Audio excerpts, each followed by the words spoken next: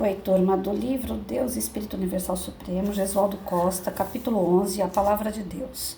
Deus é algo difícil de ser compreendido pelo homem da terra, pelo simples fato de que estamos muito mais perto da animalidade do que da angelitude. Ainda vivemos muito no terra-terra, é normal entendermos mais de matéria do que de espiritualidade. Ninguém nunca viu a Deus e nem verá, pois ele, como já dissemos, difere de tudo o que é matéria, é imaterial. A Bíblia Sagrada, que muitos acreditam ser a palavra de Deus, já sofreu centenas, se não milhares de traduções, e devido a isso seus textos ficaram deturpados. Se pudéssemos comparar a mudança dos textos originais em aramaico aos atuais, ficaríamos muito surpresos com as mudanças que já ocorreram. A exemplo disso, veja, caro leitor, uma das bem-aventuranças que foi a introdução de Jesus, que ele deu ao Sermão da Montanha. São 8, capítulo 5 de Mateus. Na sexta bem-aventurança, atualmente está escrito assim: bem-aventurados os de coração puro, porque verão a Deus. No original está: bem-aventurados os puros de coração, porque eles entenderão Deus.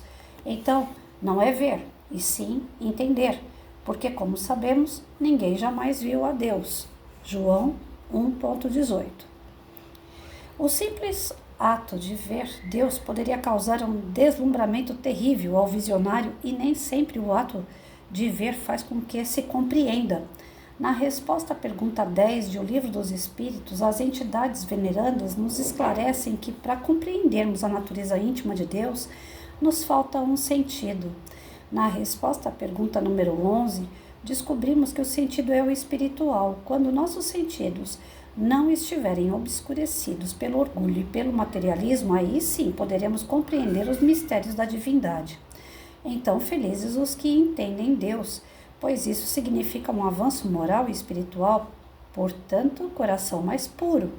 A verdade é que o homem, não podendo por enquanto entender Deus, não compreendendo a contento a passagem bíblica da Gênesis, capítulo 1,26, façamos o homem à nossa imagem e semelhança, colocam em Deus atributos que são humanos. Por isso, vemos tantas expressões como essas na Bíblia: a ira terrível de Deus, a vingança de Deus, o homem precisa temer a Deus, Deus mandou Moisés passar o fio da espada tudo que tivesse fôlego, Deuteronômio 20,13, etc. Antigamente achava-se que a Terra era o centro do universo, que Deus estava além das nuvens e o inferno abaixo do solo. A ciência, então, desmistificou, derrubou por terra todos esses dogmas sem sentido. A Terra não é o centro do universo, fica na periferia de uma galáxia, dentre tantas outras galáxias, e é parte de um sistema, de uma estrela de quinta grandeza, o Sol. Deus, então, não é aquela deidade tribal de Israel que se identificou como Jeová, é algo muito mais portentoso, pois sustenta o universo de milhares de galáxias. Já foi visto que ele não se materializa, pois difere em tudo de quaisquer matérias e atua na Terra por intermédio do próprio homem, encarnado ou desencarnado. Podemos continuar vendo a Bíblia como a palavra de Deus se a palavra é atributo humano? Se a Bíblia é a história de um povo na Terra e não do povo da Terra, o povo hebreu, se há outros livros também sagrados na Terra, e principalmente se há tantas contradições na Bíblia, a verdade é uma só. E existem muitas contradições nos textos bíblicos, como, por exemplo, a genealogia de Jesus, que não é narrada de modo igual, a diferença entre a de Mateus e a de Lucas. Além do mais, colocam Jesus como filho adotivo de José, mas na genealogia de Jesus ligam José a Davi, induzindo que Jesus é descendente de Davi, como de fato é, sendo filho legítimo de José.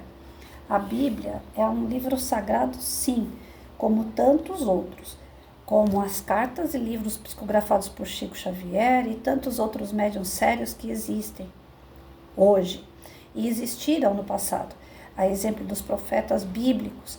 E como em toda psicografia, precisamos checar a veracidade, a autenticidade, a coerência, a verdade.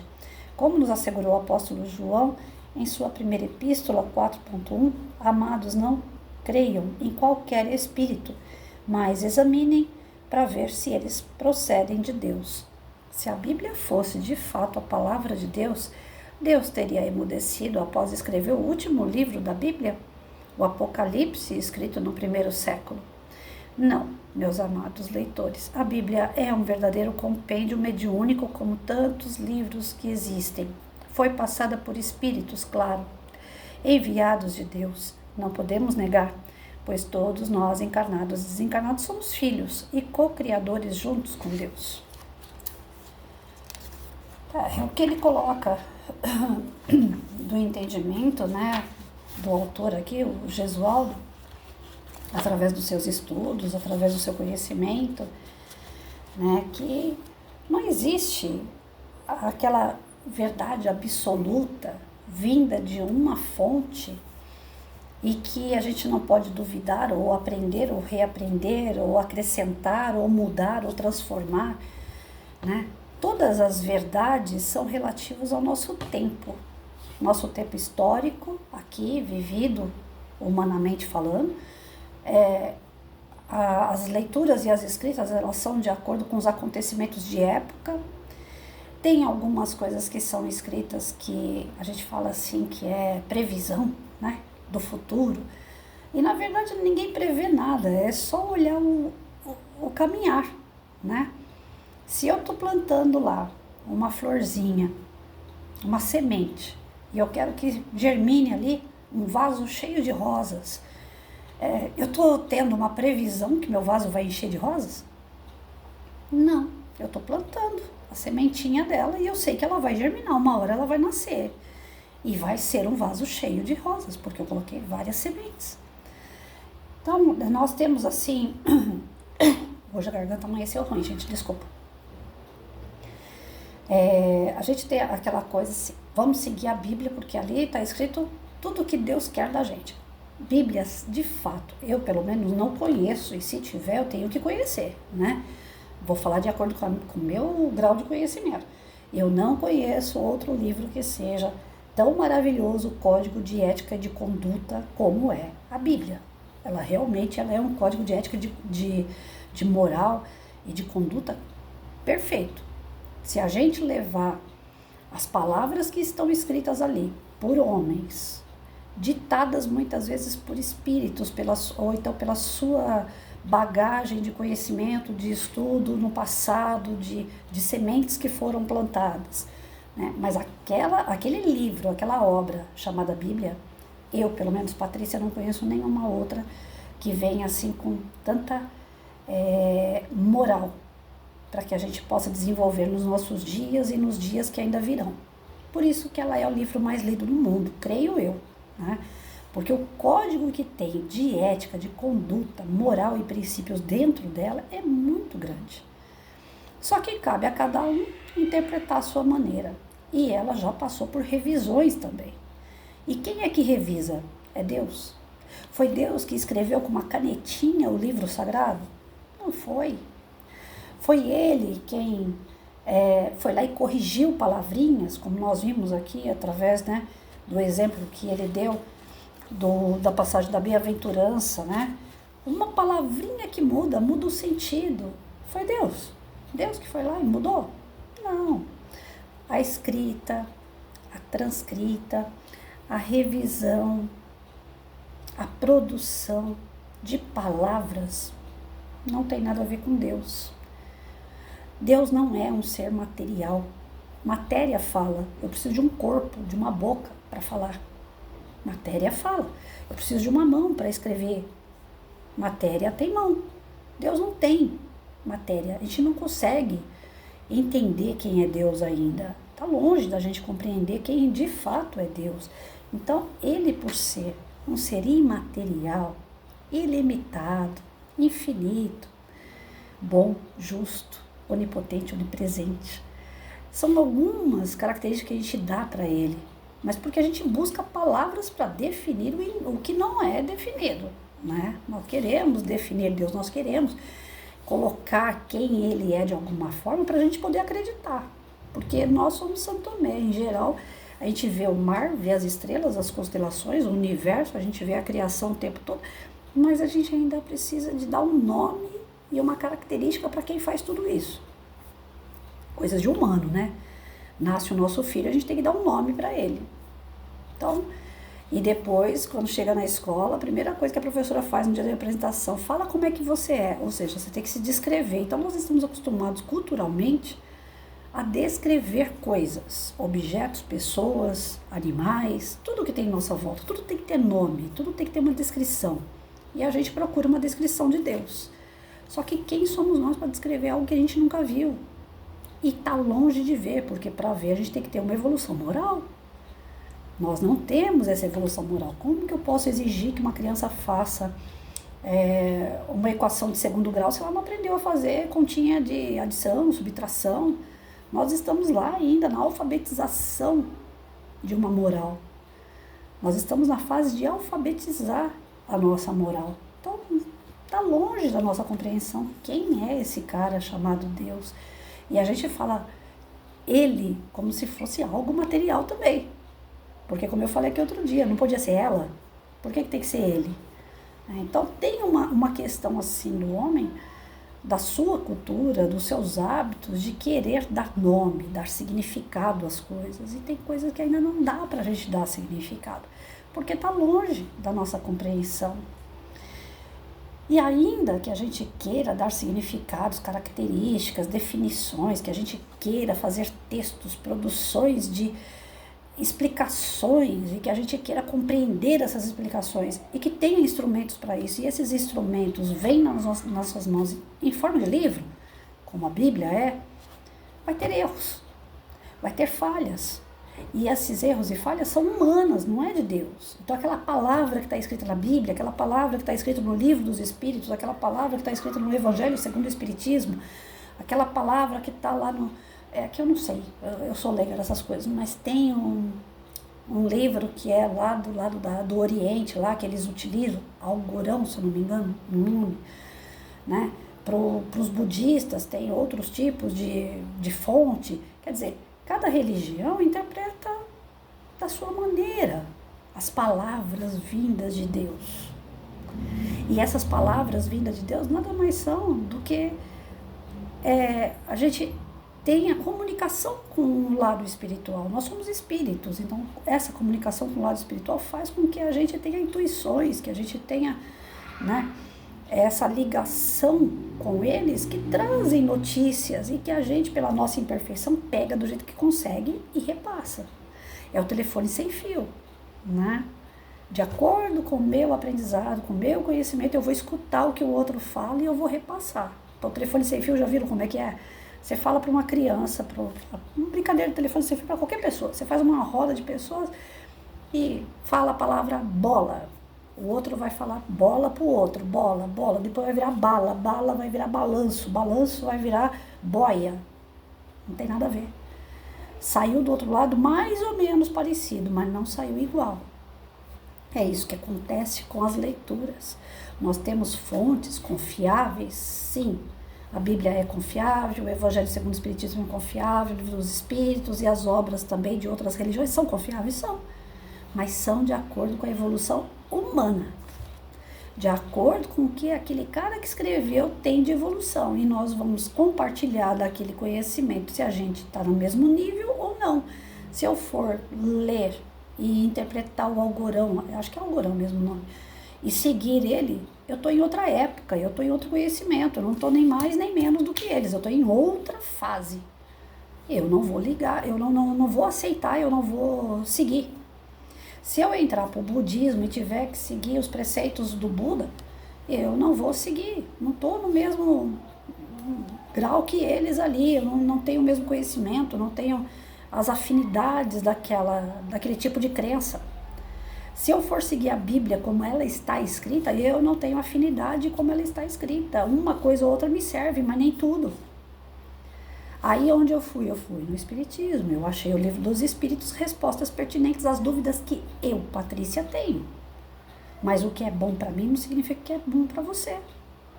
Não significa que o Espiritismo é maravilhoso para todos. O Espiritismo é bom para quem está no mesmo nível, que quer aquelas respostas como verdade, se sente bem reforça a tua fé, te ajuda nas adversidades. Então tá certo, tá correto, você foi procurar o lugar correto. Por isso que religião Jesus não pregou. Jesus, quando passou por aqui, ele pregou amor. O fundamento de toda e qualquer religião é o amor, é a prática ao bem, é a caridade. E sendo assim, não importa até onde é verdade, até onde não é, se isso aqui estava correto, por que mudou, se isso aqui estava errado, então mudou, então será que mudou e está certo mesmo, ou será que vai ter mudança de novo? Se a gente começar a entrar nos pormenores dessa questão, de verdade, a gente empaca. Não tenho um ou outro amigo que foi procurar tanto a verdade que acabou ficando doido, que acabou ficando desequilibrado, que acabou ficando descrente, que largou a religiosidade totalmente e foi ser ateu. Mesmo que seja um ateu, graças a Deus, mas foi. Largou tudo, desanimou. Então a gente vai buscar respostas de acordo com as nossas dúvidas. Respondeu? Se dá por vencido e pronto. Ontem eu brinquei com o meu professor de matemática. Professor, mas por que o senhor foi ensinar pra gente aquele negócio de hipotenusa, o cateto? Eu nunca usei essas coisas. Aí ele me respondeu tanto no WhatsApp como ele respondeu também no Face, com uma piadinha, né? Porque acredito que nem ele, como professor, ele sabe por que a gente estudou aquilo. Mas era um momento que a gente precisava de raciocínio, desenvolver as nossas habilidades exatas, né? E aqueles exercícios fazem com que a gente desenvolva. Mas talvez a gente não vá nem praticar aquilo. Mas desenvolva habilidades dentro de nós que ficam lá, guardadinha. Se a gente não cutucar, não mexer, a gente não desenrola. Então tem coisas que são escritas que é para a gente desenvolver a nossa mente, para que a gente vá buscar mais conhecimento de uma forma produtiva. Daquilo que nos serve a gente usa. O que não serve está lá, está escrito. Quem sabe um dia eu volto lá e vai me servir. Eu sei que está lá pelo menos. Mas não tem nada perfeito escrito, porque quem escreve é homem, quem escreve é imperfeito. Então, de acordo com a sua perfeição, é o que você faz. Se você é imperfeito, aquilo que você escreve é o quê? É imperfeito. Então, você não vai encontrar a palavra de Deus. Ah, se eu for em tal religião, ali tem a palavra de Deus. Quando a gente fala, eu vou ouvir a palavra de Deus, não significa que é Deus que está falando ou que Ele está escrevendo. Significa que eu estou buscando algo mais supremo, algo superior a mim. Aí nessa interpretação está correto. Eu vou na igreja ouvir a palavra de Deus, ou então eu vou buscar uma palavra de Deus na escrita. Ou seja, eu estou buscando algo maior do que eu. Estou buscando um ensinamento, estou buscando uma lição que venha me ajudar. Nesse sentido, tudo bem. Mas no sentido bem lá na palavra, que é Deus que está falando com você, que é Deus que está escrevendo com você. Deus não fala porque Ele não tem boca, e Deus não escreve porque Ele não tem mão. Ele não é humano, Ele não tem corpo. Desculpa, mas é isso. Deus fala comigo através de um anjo, Deus fala comigo através de um amigo. São expressões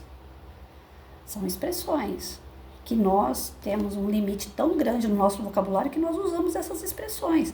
Deus me auxilia o tempo todo através da força dos meus amigos, através de uma boa palavra, mas quando eu falo essas coisas é porque tem algo maior acontecendo comigo, que eu estou me sentindo inferior e tem algo maior acontecendo, aí eu atribuo a Deus.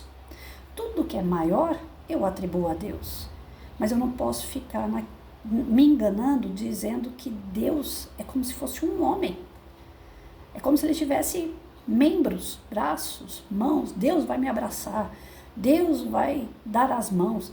Isso é homem. Deus não dá nada disso, Ele não tem corpo. E assim como Ele não tem corpo para dar a mão, para dar abraço, Ele também não vai escrever para você, Ele também não vai falar com você. Mas você vai sentir na sua essência, que a sua essência é espírito, e Deus é essa divindade, é espiritual e foge da nossa compreensão. Nós não sabemos como que é o formato dele. É indescritível ainda, porque nós somos muito ignorantes, nós somos muito atrasados. Então eu sinto Deus tocar em mim. Hoje eu amanheci com meu coração vibrando. Nossa, tem alguma coisa de bom acontecendo. Deus está vibrando dentro de mim, eu sou filho dele. Eu sou criado à imagem e semelhança de Deus. É essa coisa vibrando dentro de mim que eu não consigo explicar. Aí sim eu posso falar. É Deus. Deus agindo em mim. E Ele age o tempo todo. Ele age quando a gente está feliz, Ele age quando a gente está triste, Ele age. Ele é pai. Mas Ele é um pai simbólico também. Porque pai a gente conhece como aquele cara que proveu a gente, né? Que trouxe a nossa vida humana. Como eu já falei, ele não podia ser a mãe, por que ele tem que ser o pai? Mas são descrições que nós damos pela nossa imperfeição. Nós não achamos outra palavra para dar. Já que ele é o Criador, então ele é o pai. A gente conhece como nosso Criador quem? O nosso pai. A nossa Criadora, a nossa mãe. Quando a gente vai falar da Virgem Maria, pelo menos na católica, dava a entender. Eu fiquei anos achando isso. Deus era o pai, Virgem Maria era a mãe, Jesus era o filho. O José não entrava na história de jeito nenhum. A coisa mais rara que tem é alguém falar de José no meio da católica. Fala muito dele na época do presépio, de montar presépio. Essa figura humana aqui é o José. Ele é secundário à história. Né? Ele é um cara que colocaram ele ali porque pela ordem social, né, da época tinha que ter uma mãe, um pai e um filho. As famílias eram formadas assim. Então colocaram José na história. Sabe, quando você pega o bonequinho do José e coloca no presépio. Então é assim, José foi colocado na história. José não tem importância nenhuma. E não é bem assim.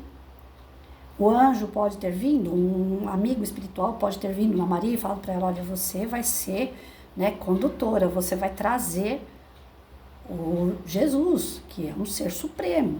Então cuide bem, né? Ele vem para fazer uma série de transformações. Que isso tenha acontecido? Não tenho dúvida nenhuma, porque o Gabriel de vez em quando puxa minha orelha. Eu sei que anjo de guarda existe, então eu sou São Tomé, então eu acredito. Mas da Maria chegar lá no José e falar assim, olha, Divino Espírito Santo fez um filho em mim, geneticamente, fisicamente. Não tem como. A gente estuda um livro no outro canal, que é esse daqui. Curas Espirituais à Luz da Doutrina Espírita. Esse livro aqui, de 400 páginas, nós já estamos chegando lá no meio dele, ele fala que milagre não acontece. E ele prova que milagre não acontece. Porque, como eu falo, eu sou São Tomé. Falar para mim que houve um milagre, eu falo, milagre, mas como é que acontece assim? Do nada. O cara chega doente lá na frente de Jesus, Jesus olha para a cara dele e ele fica salvo. Milagre.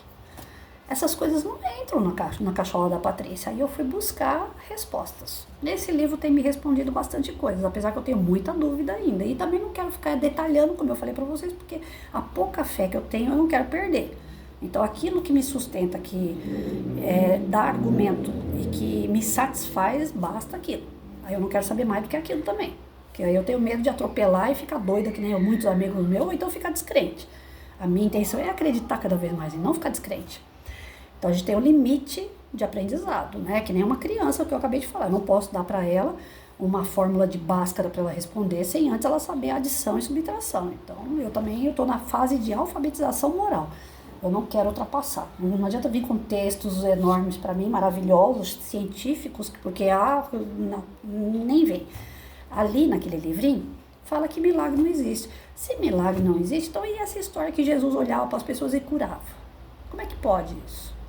Isso não entrava na minha cabeça de jeito nenhum. Agora está começando a entrar. Está começando a fazer sentido. Não é Jesus que olhava para você e te curava. É você que olhava para Jesus e se curava. É você que se transformava.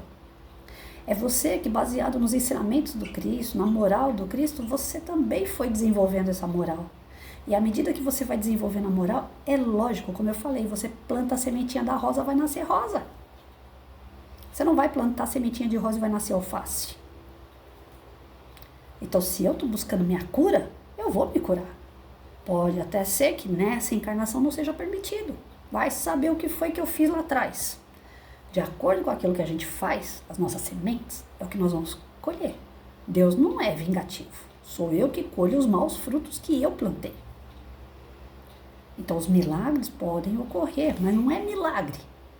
É algo que eu fui ao longo do tempo trabalhando e conquistando até chegar naquilo ali que eu precisava.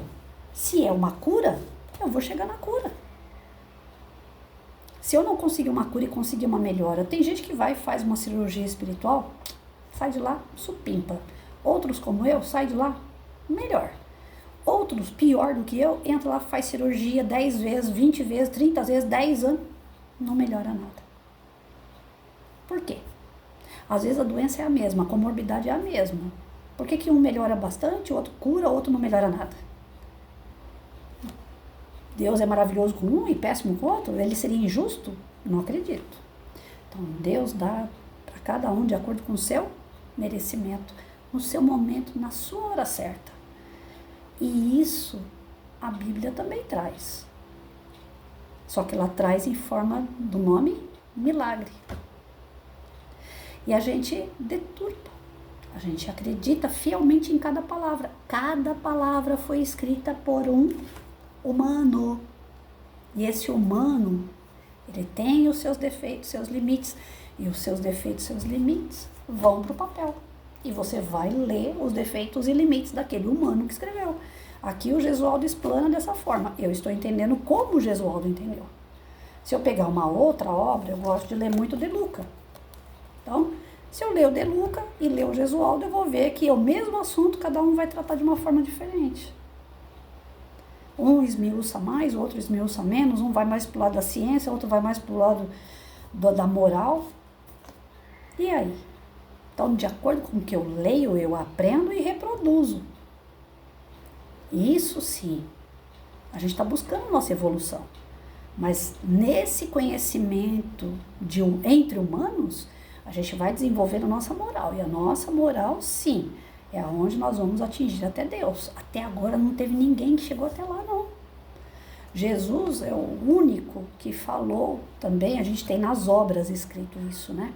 Porque eu mesmo, se vivi na época de Jesus, já esqueci. Então eu não tenho provas de tudo aquilo que escrevem sobre Jesus. O que eu tenho são escritas que eu aceito, que me satisfazem. Mas segundo o que falam de Jesus, segundo a passagem dele, é que ele diz o quê? E para mim, basta, eu acredito. Eu sou o caminho, a verdade e a vida. E ninguém chega ao Pai se não for por ele, por Jesus.